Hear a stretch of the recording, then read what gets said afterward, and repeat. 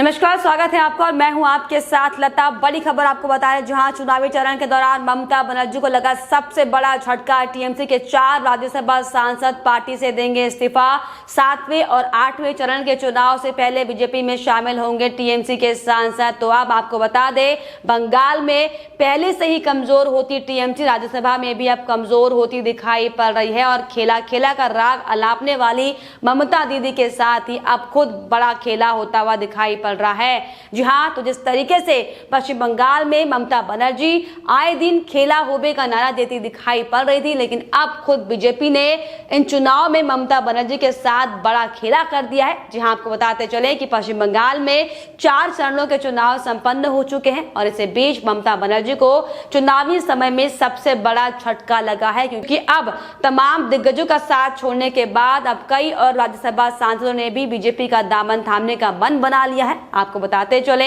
ऐसी खबरें आ रही हैं कि बहुत जल्द ही टीएमसी के 4 राज्यसभा सांसद बीजेपी ज्वाइन कर सकते हैं। आपको बता दें, 7वें या 8वें फेज के चुनाव से पहले ही टीएमसी के 4 सांसद बीजेपी का दामन थाम सकते हैं, जिनमें 3 सांसदों का कार्यकाल 2023 तक, तो वहीं 1 सांसद का कार्यकाल 2026 तक का है। तो साफ है कि पहले ही टीएमसी को बीजेपी खाली कर चुकी है और अब जिस तरीके से टीएमसी के प्रमुख चेहरे, चाहे वो नाम शुभेंदु अधिकारी का हो या फिर अन्य वो तमाम वो दिग्गज जो अब बीजेपी का बड़ा चेहरा बन चुके हैं, और अब इसी लंबी फेहरिस्त में 4 राज्यसभा के सांसदों का भी नाम बहुत जल्द जुड़ने वाला है, जिससे साफ तौर पर आपको बताते चले कि अब राज्यसभा से भी टीएमसी का साफ होना लगभग शुरू हो चुका है। क्योंकि आपको बता दें कि पिछले दिनों ही टीएमसी के राज्यसभा सांसद दिनेश त्रिवेदी ने भी राज्यसभा में तृणमूल पर बड़े आरोप लगाते हुए टीएमसी से इस्तीफा का ऐलान किया था और बीजेपी पार्टी को ज्वाइन किया था, जिसके बाद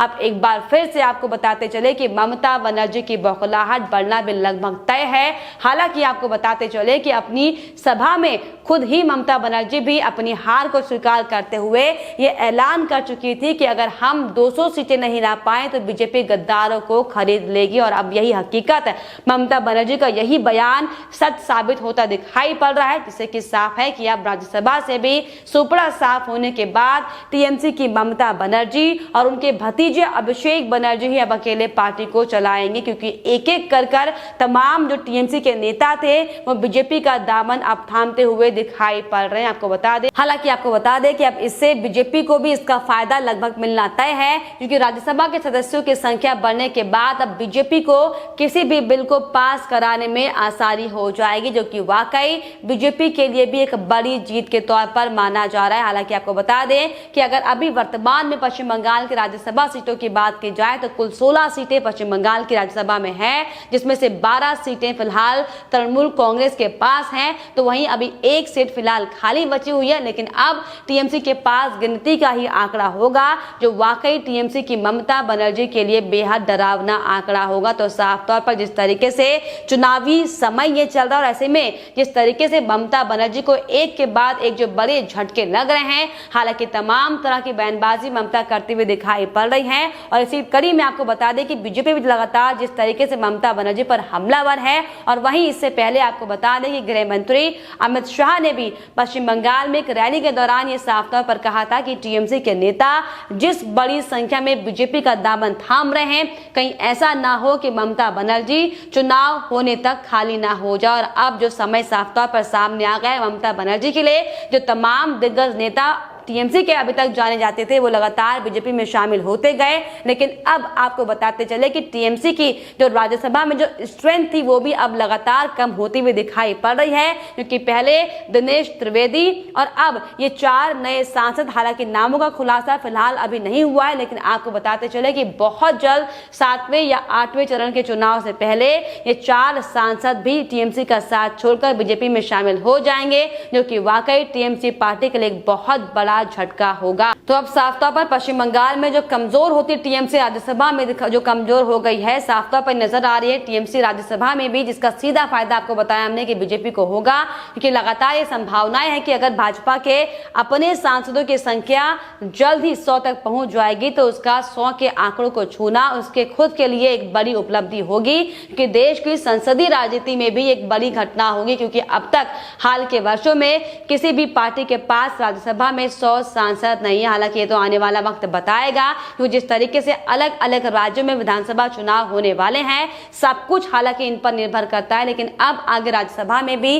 बीजेपी की ताकत बढ़ती है या फिर घटती है, ये तो फिलहाल इस पर निर्भर करेगा कि 5 राज्यों में हो रहे विधानसभा चुनाव में और अगले साल होने वाले उत्तर प्रदेश, गुजरात, हिमाचल प्रदेश और उत्तराखंड के विधानसभा चुनाव में कि भाजपा का प्रदर्शन कैसा रहता है। लेकिन आज की जो वर्तमान स्थिति है, जिस तरीके से लगातार अब टीएमसी के जो राज्यसभा सांसद बीजेपी की ओर बढ़ रहे हैं, ये साफ है, ये बड़ा इशारा है कि अब बीजेपी राज्यसभा में भी बेहद ज्यादा मजबूत होती दिखाई पड़ रही है, जिसका साफ तौर पर असर अब पश्चिम बंगाल में भी देखने को मिल रहा है। तो आपको बताते चलो, जिस तरीके से 4 चरणों के चुनाव पश्चिम बंगाल में हो चुके हैं, लेकिन इन 4 चरणों के चुनाव के बाद जो टीएमसी के नेताओं के सुर जो मुखर दिखाई पड़ रहे हैं, ये साफ इशारा करता है कि अब टीएमसी के खुद के नेता ही लगातार ममता बनर्जी की स्ट्रेटेजी से परेशान हो चुके हैं, जिसकी साफ तौर पर बानगी हमने कई बार देखी थी कि कैसे तमाम वो दिग्गज नेता जो कभी टीएमसी के खास माने जाते थे, लेकिन अब वो बीजेपी का बड़ा चेहरा बनकर उभरे हैं। और यही बड़ी वजह है कि अब लगातार ममता बनर्जी अपनी हार को छुपाने के लिए, अपनी नाकामी को छुपाने के लिए लगातार तमाम तरह के आरोप केंद्र सरकार पर लगाती दिखाई पड़ रही हैं, चुनाव आयोग पर लगाती दिखाई पड़ रही है। लेकिन अब आपको बताते चले कि सबसे बड़ा बहुत ज्यादा झटका ममता बनर्जी को लगा है, जो कि वाकई बेहद शर्मनाक है। तो साफ तौर पर जिस तरीके से एक के बाद एक तमाम हमले ममता बनर्जी कभी सीआरपीएफ पर करती हैं, कभी बीएसएफ पर करती है, कभी केंद्र की सरकार पर करती है, लेकिन अब जिस तरीके से उन्हीं के नेता उनको कड़ा जवाब देते हुए दिखाई पड़ रहे हैं, क्योंकि इससे पहले भी कई बार, चाहे दिनेश त्रिवेदी की बात करें कि कैसे उन्होंने साफ तौर पर ममता बनर्जी पर यह आरोप लगाया था कि वो बदलाव प्रदेश में करना चाहते हैं, लगातार जो अराजकता का माहौल प्रदेश में बना हुआ है इसको लेकर वो बदलाव करना चाहते हैं। लेकिन ममता बनर्जी इसको लेकर कोई भी आदेश नहीं देती, क्योंकि लगातार ममता बनर्जी जिस तरीके से अराजकता का माहौल लगातार उन्होंने बनाया था पश्चिम बंगाल में, इसका ही ये सबक है, इसका ही ये बड़ा परिणाम है कि अब ममता बनर्जी को एक के बाद एक बड़े ठोकर लग रही है। क्योंकि जिस तरीके से लगातार हम पिछले 4 चरणों के चुनाव की बात करें तो कैसे हथकंडे लगातार ममता बनर्जी हालांकि अपनाती हुई दिखाई पड़ रही थी, लेकिन जो तमाम सबूत ममता बनर्जी के खिलाफ सामने आए थे, टीएमसी पार्टी के खिलाफ सामने आए थे, फिर चाहे वो मामला नंदीग्राम में ममता बनर्जी का खुद का वो मामला जिसमें वो लगातार बार बार पोलिंग बूथ पर जाकर बैठ जा रही थी, तमाम तरह के वो ड्रामे कर रही थी, लेकिन चाहे वो मामला उस ऑडियो बम का हो जो प्रशांत किशोर ने फोड़ा था, क्योंकि जिस तरीके से प्रशांत किशोर ने भी साफ तौर पर ये बात कही थी कि मोदी की पॉपुलैरिटी है जिसका असर पश्चिम बंगाल में होगा,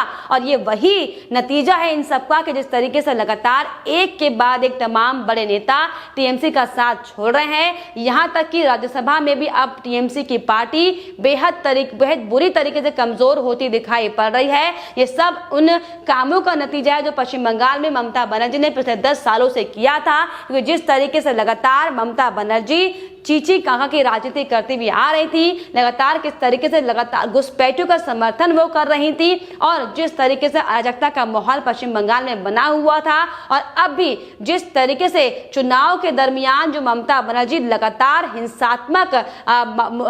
बयानों को देते हुए दिखाई पड़ रही, कभी वो हिंदू मुस्लिम की राजनीति करते हुए दिखाई पड़ रही हैं, तो ये उन तमाम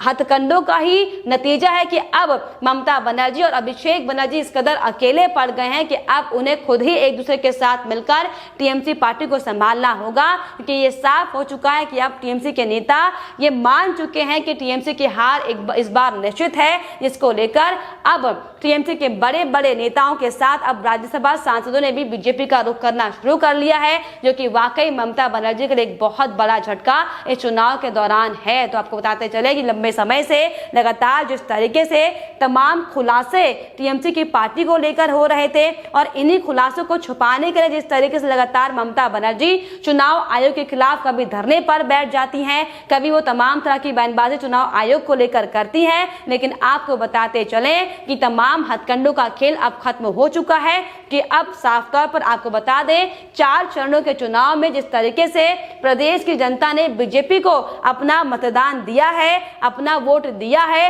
ये इसी की बौखलाहट है कि अब लगातार ममता बनर्जी तमाम प्रतिक्रियाएं, तमाम उल जुलूल बातें करते हुए दिखाई पड़ रही हैं, लेकिन बावजूद इसके लगातार ममता बनर्जी का साथ टीएमसी के नेता छोड़ते हुए दिखाई पड़ रहे हैं। और इसी कड़ी में आपको बताते चले कि अब एक बार फिर से 4 राज्यसभा के सांसदों ने भी टीएमसी की पार्टी छोड़कर बीजेपी का दामन थामने का मन बना लिया, जो कि वाकई बेहद